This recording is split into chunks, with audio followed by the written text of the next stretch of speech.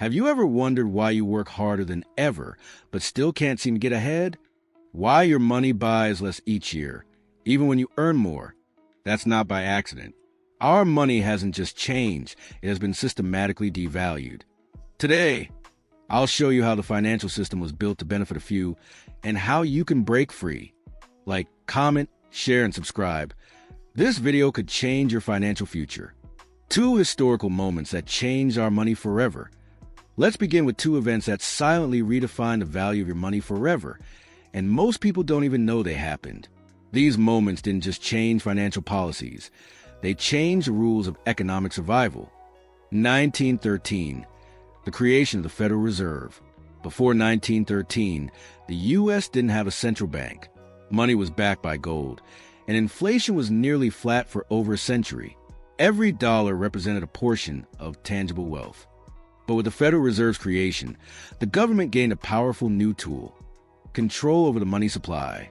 Suddenly, money creation became a political and economic instrument, no longer tied to real assets. 1971, Nixon ends the gold standard. The second turning point came in 1971, when President Richard Nixon took the U.S. off the gold standard. Until then, every dollar had to be backed by gold reserves, imposing fiscal discipline. Once that link was broken, the dollar became a fiat currency, valuable only because the government says it is.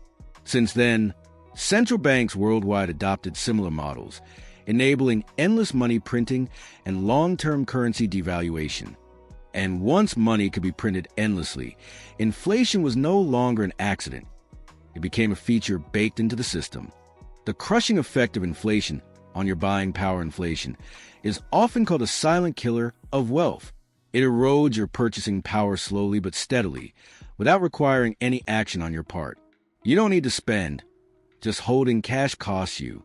Let's look at how it's quietly stolen your purchasing power over time. While governments publish inflation targets, the true impact on daily life is much more severe than it seems on paper. The decline of the dollar. Since 1971, the U.S. dollar has lost over 85% of its purchasing power. That means what cost $1 in the early 70s now costs over $7. And that's a conservative estimate. That's not a statistic. That's your grocery bill, your rent, your medical costs. It's the reason your salary feels smaller, even when the number goes up. 1971 versus 2023. The brutal comparison. Let's take a time machine to compare the cost of living then and now. In 1971, the average home in the U.S. cost about $25,000. In 2023, it's over $450,000, an 1,800% increase. A new car? Around $3,500 back then. Today, over $50,000, a 700% jump. College tuition exploded by more than 2,200%, making higher education increasingly inaccessible without debt. How family income has evolved.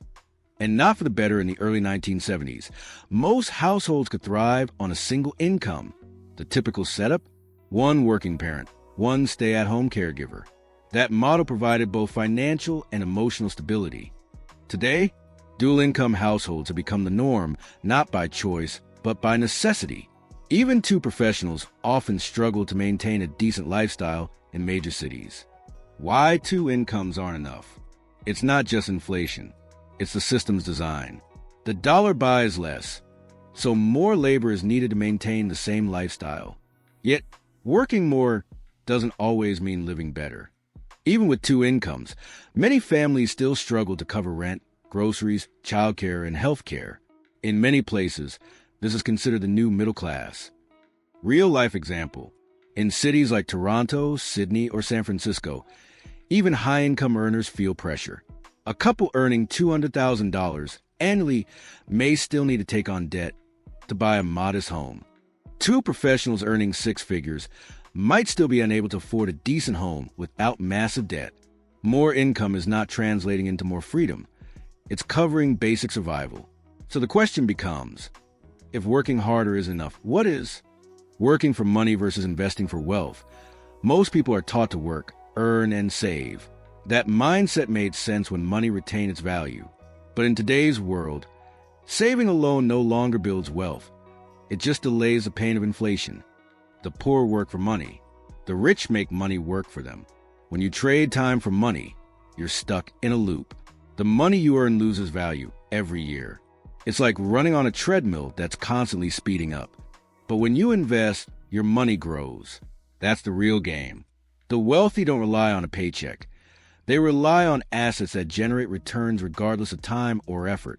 Let's compare.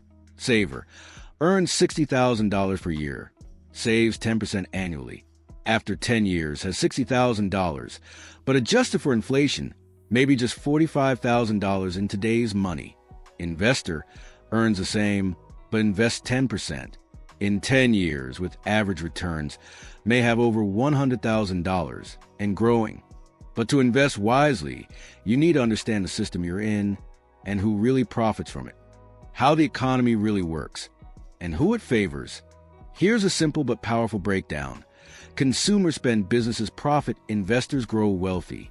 It's a loop that looks innocent at first, until you realize where you stand. Consumers fund the entire system, but they receive the least in return. Inflation hurts consumers, helps investors. When prices rise, your grocery bill and rent increase. But if you own real estate or stocks, inflation can increase your asset value. Your net worth grows even while others lose. That's why wealthy investors often welcome inflation. It inflates their portfolios. While you pay more for milk, they collect bigger dividends and higher property rents. Analogy: inflation is like a tide. If you're swimming, it pulls you back. If you're on a boat, investments, it lifts you higher. The trick is owning assets that ride the tide instead of drowning in it. And here's the kicker. The tax system is designed to reward those who are on the boat. The tax code is built to reward investors. Not all income is created equal. There are three main types: earned income, ordinary, from a job; portfolio income, from investments; passive income, from businesses or real estate. Each is taxed differently and not by accident. The system favors income sources that come from capital, not labor. Who pays more taxes? If you're an employee, your income is taxed at the highest rates. But if you earn from capital gains or real estate, you pay far less, legally. In some countries, investors can pay 15% in taxes, while employees pay over 40%. Add in deductions and depreciation, and many millionaires legally pay less tax than middle-class workers. This isn't a loophole. It's how the system is built. It's an incentive to shift from labor to ownership, from time for money to asset-based income. And to truly win in this system, you need more than hard work. You need financial education. Why financial education is no longer optional. Schools teach algebra, literature, and biology, but not how to budget, invest, or use credit wisely. The most crucial life skills are often left out of curriculum. Without financial literacy, you're just a consumer. And in this economy, consumers are the prey. Investors are the predators. You either buy assets or get eaten by rising prices and taxes. Investing is not gambling, it's learning. Yes, investing has risks, but so does staying broke. The key is learning how to read financial statements, understand market cycles, and diversify intelligently. Inspiring story. Warren Buffett started investing at 11, but even if you start at 31 or 51, it's never too late. What matters is action plus knowledge. Many of today's millionaires began by reading books and watching videos like this one. To understand today's money, we need to understand who creates it and how. The role of the Fed and how money is created. Most people think money comes from work, but most of the money in circulation today is created digitally by central banks and commercial banks. It's a process hidden in plain sight. The Fed prints. Banks multiply. When the Fed buys government debt, treasury bonds, it injects new money into the economy. This money is then loaned out by banks, multiply its effect through fractional reserve banking. Before 1971, this process was limited by gold reserves. Now there's no limit. The system can expand endlessly, as long as people keep believing in the dollar's value. Before 1971, money creation was limited by how much gold the U.S. had. Now there's no limit. And since 2020 alone, Over 40% of all dollars in existence were created. Let that sink in. But what happens when you create money without creating real value? The consequences of unlimited money printing.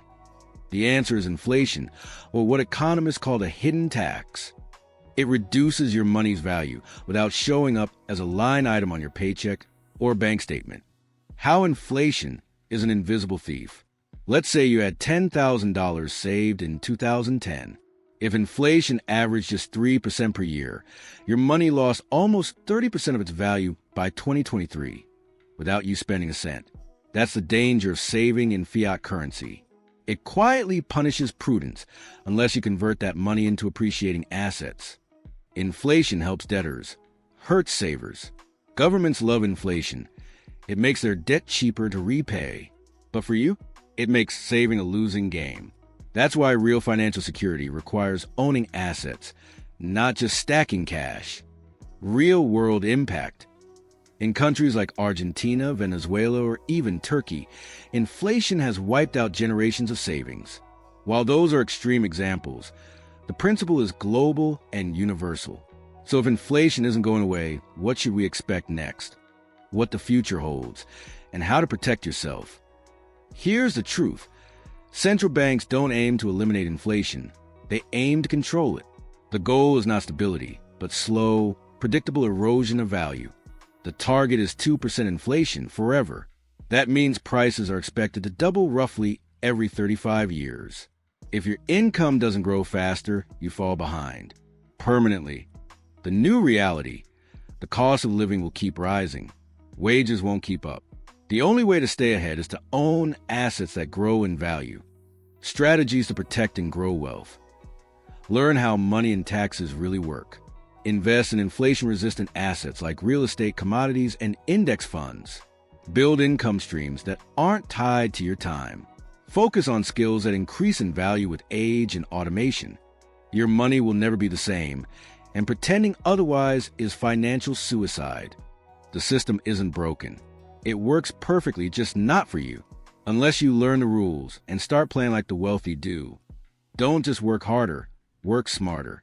Educate yourself. Invest. Escape the consumer trap. If this message resonated with you, like this video, leave a comment sharing your story, and subscribe to stay informed. Share this with someone who needs to stop surviving and start building real wealth.